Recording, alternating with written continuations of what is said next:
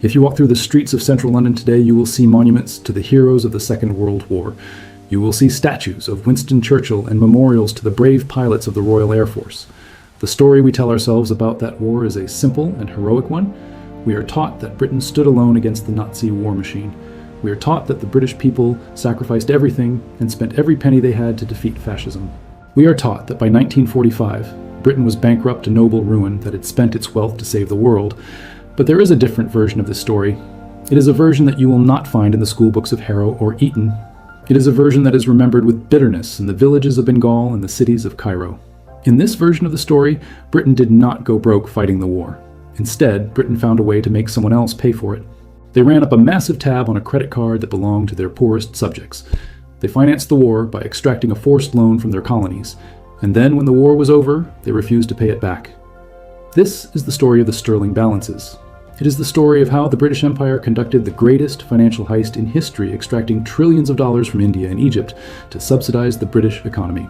It challenges the myth of the Good War and reveals the cold financial calculus that allowed Britain to rebuild its welfare state on the backs of starving peasants. To understand this theft, we have to look past the battlefield and into the bank vault. In 1939, the British Empire was the largest trading bloc in the world.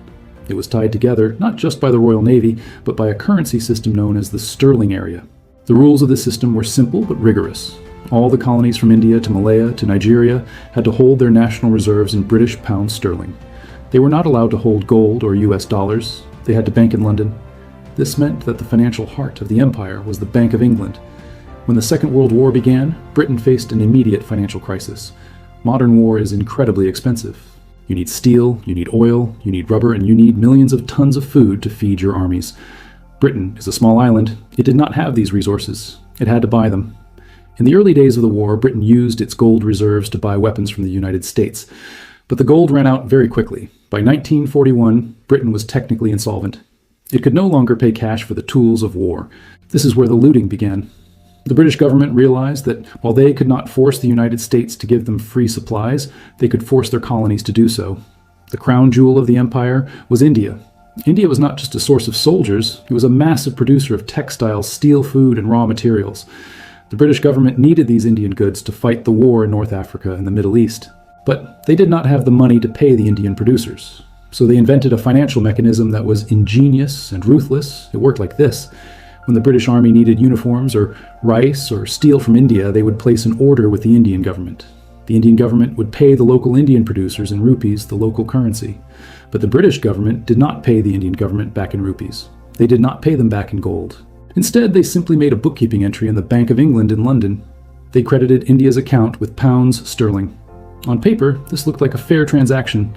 India was selling goods, and Britain was paying for them. The Indian government was accumulating a massive savings account in London. These were the famous sterling balances. By the end of the war, India held 1.3 billion pounds in these accounts. In today's money, that is hundreds of billions of dollars. It was a fortune. It technically made India a creditor nation and Britain a debtor nation. But there was a catch that turned this transaction from a trade into a theft. The British government declared that these sterling balances were blocked. India was not allowed to withdraw the money. They were not allowed to exchange the pounds for dollars to buy machinery from America. They were not allowed to buy gold. The money was trapped in London. It was a frozen asset. Britain was effectively taking real goods, real food, and real labor from India and paying for them with an IOU that could not be cashed. The consequences of this policy on the ground in India were catastrophic. Because the Indian government had to print millions of extra rupees to pay the local producers for the war effort, the money supply in India exploded. But because all the goods, the cloth, the rice, the steel were being shipped out of the country to feed the British Army, there was nothing for the Indian people to buy with all that new money. Too much money chasing too few goods leads to one thing: hyperinflation. The price of rice and wheat in India skyrocketed. The poor, who lived hand to mouth, found that their daily wages could no longer buy a single meal. This was not an accident. It was a calculated policy. The famous British economist John Maynard Keynes, who is usually remembered as a hero of liberal economics, was a key architect of this system. He was an advisor to the British Treasury during the war. Keynes understood exactly what was happening. He knew that by printing money in India to pay for the war, Britain was causing inflation. He described it privately as a forced transfer of value. He knew that they were reducing the consumption of the Indian poor to fund the consumption of the British soldier. The most horrifying result of this financial engineering was the Bengal famine of 1943. We are often told that the famine was caused by a cyclone or by the Japanese capture of Burma. Those were factors. But the primary driver was the inflation caused by the sterling system. The British government was printing money to buy up all the rice in Bengal to feed the army and to export to the Middle East. The price of rice rose so high that the Bengali peasant could not afford to eat. 3 million people died of starvation. They did not die because there was no food. They died because the financial system had priced them out of existence. While people were dying in the streets of Calcutta, the sterling balances in London kept growing.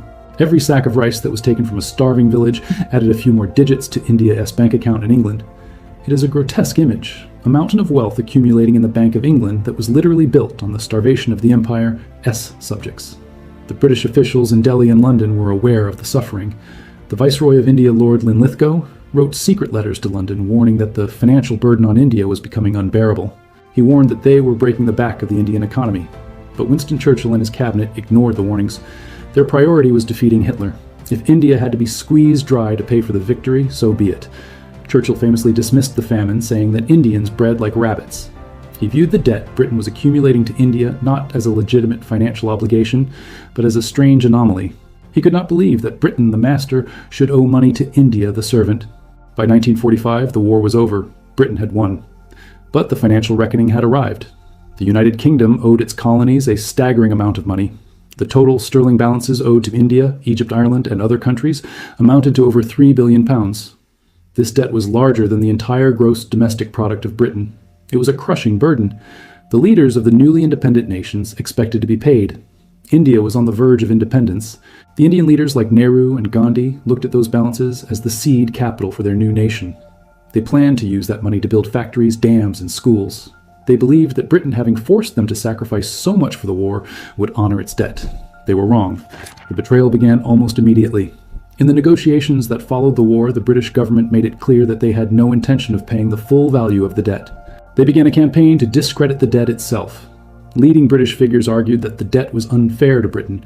They argued that because Britain had fought the war to defend the empire, including India, the colonies should have contributed to the cost of the war freely. They called the debt monstrous and unjust. Imagine the audacity of this argument. After forcing India to provide goods, causing a famine, and inflating their currency, the British now argued that India should simply cancel the debt as a thank you for being protected. Winston Churchill was the most vocal proponent of this view. He wanted to simply default. He wanted to tell India that the debt was wiped clean. He drafted memos suggesting that Britain should present a counterbill to India for the cost of its defense.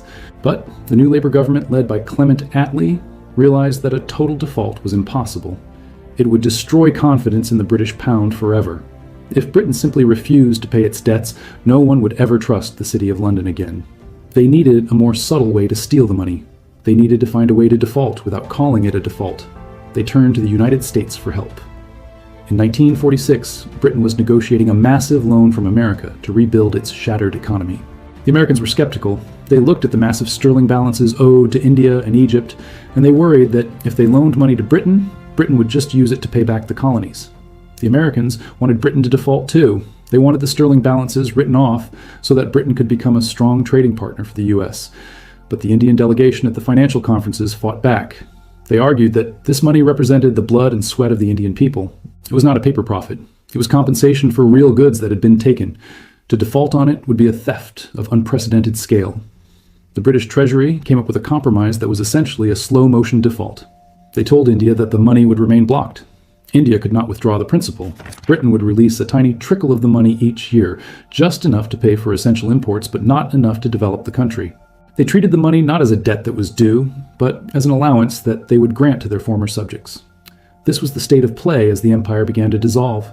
The money that could have transformed India, that could have prevented the poverty of the post-colonial era, was held hostage in London. The British government used that capital to prop up their own currency. They used it to maintain the value of the pound, so that British consumers could buy cheap imports. They effectively used the savings of the Indian peasant to subsidize the standard of living of the British worker. The Great British Welfare State, the National Health Service, the rebuilding of British housing, all of these noble projects were funded in part by the refusal to pay back the war debt to the colonies. It was a transfer of wealth from the poorest people in the world to one of the richest nations on earth. And this was only the beginning of the sterling trap. The real damage would come in the years that followed as Britain manipulated the value of the currency to wipe out the debt almost entirely. The war was over, and the ticker tape parades had finished winding through the streets of London. But the financial war was just entering its most ruthless phase. The situation in 1947 was stark. India was finally free. The Union Jack came down over the Red Fort in Delhi, and the new tricolor flag went up. But while India had won its political sovereignty, its financial sovereignty was still locked in a vault in the city of London. The new Indian government, led by Prime Minister Jawaharlal Nehru, faced a terrifying reality. Their country was broken. The partition of India and Pakistan had caused massive displacement and violence. The industry was backward, the agriculture was stagnant. They desperately needed capital to buy machinery to build power plants and to modernize the nation. And they technically had that capital. They owned over £1 billion sterling sitting in the Bank of England. It was their money earned through the starvation and sacrifice of the war years. But when the Indian finance ministers went to London to ask for their check, they were met with cold smiles and closed doors. The British government under Clement Attlee had set the trap. They told the Indians that the release of the balances would be strictly controlled. They signed a series of agreements that limited India's access to its own money. India was allowed to withdraw only a tiny fraction of the total sum each year. The excuse given was that the British economy was too fragile to handle a sudden outflow of cash. The British argued that if they paid India back too quickly, the pound would collapse, and that would be bad for everyone, including India. It was a classic abusive relationship dynamic. The victim was told they had to support the abuser for their own good. India had no choice but to agree. The global financial system was rigged in Britain's favor, and India had no other source of hard currency. They were forced to accept the drip feed. But the British Treasury had a darker plan than just delaying payment. They planned to devalue the debt away. They knew that if they could not cancel the debt legally, they could shrink it economically. In 1949, the British government made a sudden and shocking announcement. They devalued the pound sterling against the US dollar by 30%. Overnight, the buying power of the British currency collapsed. For a country like Britain, this was painful but necessary to boost exports. But for India, it was a catastrophe. India's reserves were held in pounds. When the pound lost 30% of its value, India effectively lost 30% of its national savings in a single day. The machinery they wanted to buy from America suddenly became 30% more expensive. The gold they wanted to buy was out of reach. Economists have calculated the scale of this loss. It was an instant vaporization of wealth. By devaluing the currency, Britain effectively wiped out a huge chunk of what they owed to their former colonies without ever having to pay a penny. It was a default by another name, and they did not do it just once. Throughout the post-war period, inflation in Britain ate away at the real value of the sterling balances. The interest rate Britain paid on these accounts was pitifully low, far below the rate of inflation. This meant that every year the money sat in London, it became worth less and less in terms of what it could actually buy. It was like putting ice cream in an oven. Britain simply waited for the debt to melt. While India struggled to feed its population in the 1950s, suffering from a lack of investment in foreign exchange, Britain was enjoying the post-war boom. The blocked sterling balances played a crucial role in this recovery. By forcing the colonies to hold sterling, Britain ensured that there was a constant demand for their currency. It allowed Britain to live beyond its means. It allowed the British government to maintain a global military presence to build nuclear weapons and to fund a generous social safety net. The National Health Service, which is rightly the pride of Britain, was built on a foundation of financial stability that was partly subsidized by the forced loans from the empire. The cheap food and raw materials that Britain had extracted during the war allowed them to keep inflation lower than it should have been. The average British family in the 1950s enjoyed a standard of living that was artificially supported by the invisible transfer of wealth from the East. The story of the sterling balances also destroys the argument that the empire was a financial burden on Britain. Apologists for the empire often claim that Britain spent more on its colonies than it got back. They point to the cost of administration and defense. But the sterling trap proves the opposite. In the moment of Britain's greatest crisis, the empire was a cash cow. It was a resource to be drained. The economist Utsa Patnaik has done extensive research on the total flow of wealth from India to Britain over the colonial period. When you factor in the trade surpluses, the taxes, and the mechanisms, like the sterling balances, she estimates that Britain extracted $45 trillion from India. That is a number so large it is hard to comprehend. It is 17 times the current GDP of the United Kingdom. It explains why a country that was one of the richest in the world in the 18th century became one of the poorest in the 20th, while a small island in the North Atlantic became a global superpower.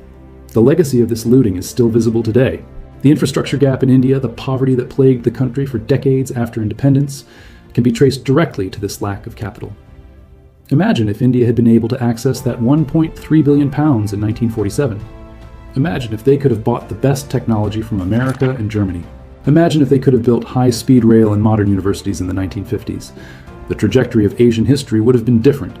Instead, India was forced to beg for aid from the World Bank and the IMF often accepting humiliating conditions, while its own money sat locked in a vault in London earning negative real interest. The sterling trap also reveals the cynicism of the post-war order. The institutions that were created after World War II, like the IMF and the World Bank, were supposedly designed to create a fair global economy, but in reality they were designed to protect the interests of the creditor nations.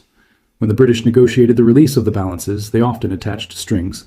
They pressured India to spend the money on British goods. Even though British machinery was often outdated and more expensive than American or German machinery, India was often forced to buy British because their money was in pounds. This was a double theft. First, Britain took the money, then they forced India to spend it on uncompetitive British products, effectively subsidizing British industry twice. It took decades for the issue to be fully resolved. The balances were released so slowly and their value eroded so significantly by inflation and devaluation that by the time India received the final payments, the money was a shadow of its former self. The great transfer of wealth that Nehru had hoped for never happened. The seed capital for the new nation had turned to dust. The British government never apologized for this. They never acknowledged that they had defaulted on their moral and financial obligations. The narrative in Britain remained that they had graciously granted independence to India. The financial reality that they had looted the country on the way out was buried in technical memos and economic journals. Today, when we look at this relationship between the global North and the global South, we often see it through the lens of aid. We see wealthy countries giving charity to poor countries. But the history of the sterling balances reminds us that the flow of money has often gone the other way. The poor subsidized the rich. The starving Bengali peasant subsidized the British soldier. The developing Indian economy subsidized the reconstruction of London. It challenges us to rethink the history of the 20th century. World War II was a fight against tyranny, and it is a good thing that the Allies won. But we must be honest about who paid the bill. The bill was not paid by the British taxpayer alone. It was paid by the subjects of the empire who were forced to lend their labor and their resources to a master who had no intention of paying them back. The sterling trap was one of the most successful financial operations in history. It saved the British economy from collapse. It preserved the value of the pound for a generation. It allowed Britain to retreat from empire without facing immediate bankruptcy. But it was a victory bought with fraud.